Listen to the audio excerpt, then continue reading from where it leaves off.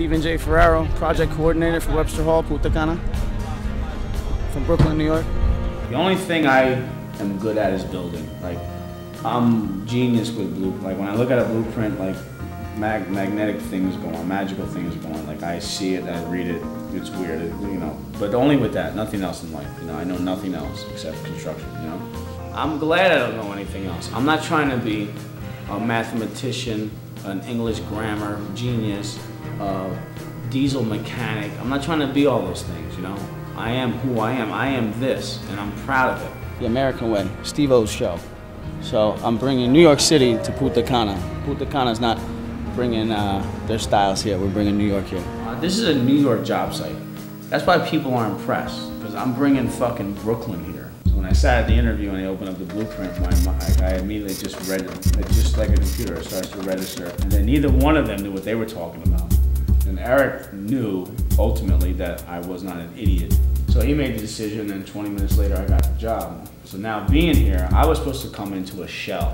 Concrete floor, like, I thought I was coming into like some pristine environment. And then 5 weeks ago, you know, there was nothing. It was raining in the place. You know, 4 weeks ago, we were just offloading steel. 3 weeks ago, there was a dirt floor with nothing, you know? And now, 22 days later, 90% of the rough construction is completed. You know, I have a guarantee of my name that as of Halloween, rough construction will be complete and we can move towards finishes. You know, JC said, oh, you talk the talk and this and that. I talk the talk because I fucking walk the walk. I'm a genius. I am. You know, I believe in myself like that. I come from nothing. I come from piss poor fucking, that's why I love job sites, because whenever I step into a job site, it reminds me of where I come from. And we all come from nothing.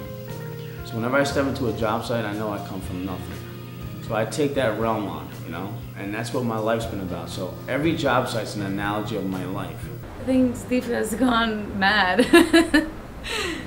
Steve is so skinny. Every time I see him, every day I see him, he's skinnier and skinnier. And I really admire him for all the work he's been doing there, because he's really been building that whole place. JC came back, the place looked amazing. He was pissed off because the office wasn't done. Because Eric told him he could move into the office. And JC is a child, you know. He, with all due respect, I say that, you know, with all due respect, you know, but he's a child. You gotta talk to him like a child. He's an infant in the construction world. He doesn't know anything. He sees a corner of a piece of sheetrock chipped, and he thinks you're ruining his inventory when it gets covered 4 times after that. So it's like, he doesn't know damage control of material, you know? And Eric doesn't know it either. So now I'm trying to I'm an educator here. No disrespect to the electrician, but just having live cable running around, that's no good, dude. He needs to, you know? That wasn't him. That was the other guy. Whoever temped this out, yeah, this is crazy, dude, because when it's juiced and somebody walks by and you got metal, this is no good. He's bringing all these other people. They're coming in with flip-flops, no hard hats.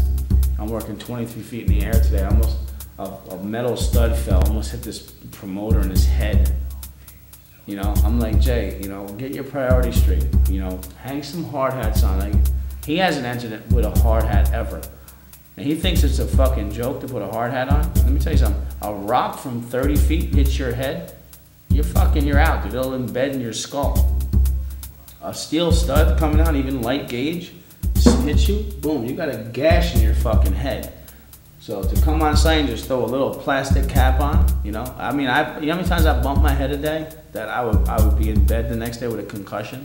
You're bringing in Bacardi promoters, you're not asking them to put a hard hat on? Think about when a fucking rock falls on their head, where's your promotion going? JC told me to get my shit together or get the fuck back to New York. He said it's his first and goal. If you fumble the ball, there's no Super Bowl for you. You're not at the Super Bowl yet. This is your ticket to the Super Bowl. So, you know, I'm trying to get to the big show. I thought I was at the big show. He should take it a little easy, because he's gonna have to pay it with his own health, and he has a family. He has 2 kids. It hurts me that I'm abandoning my family. You know, my daughter's giving me the guilt trip that I'm abandoning her, and her mother's telling her that I'm just a male whore that wants to fuck Dominican bitches, and I'm not even working. the struggle between that is phenomenal, and then JC is 4 or 5 days late with my daughter's grocery money, and I'm working double time. Where is the where do you think the loyalty lies when the project's done?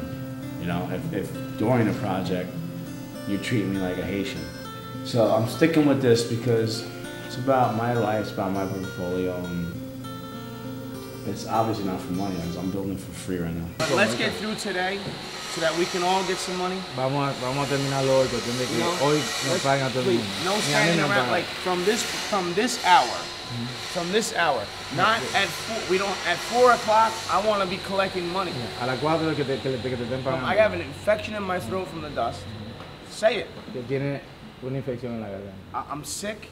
I'm in pain. I want to go home. I miss my kids. Extraño a su familia. I want to finish, okay? I want to finish. Okay. Okay. Let's go. Come on. I understand.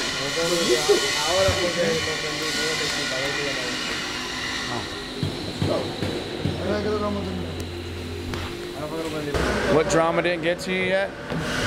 Well, I was in the middle of a personal conversation with Mr. Eric Diaz, our project manager. A little upset about something personal from home.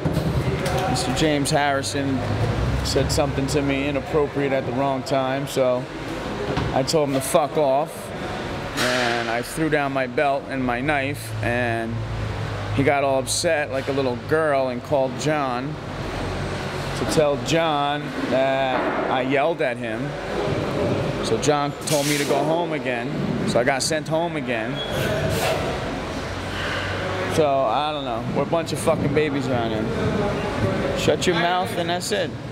So I apologized to him like a man because it wasn't personal, but we're men on a job site. This ain't a fucking sandbox with a bunch of fucking juju beats. You know, what are we supposed to hold hands, skip to my Lou around here? Play Ring Around the fucking Rosie? Fuck out of here.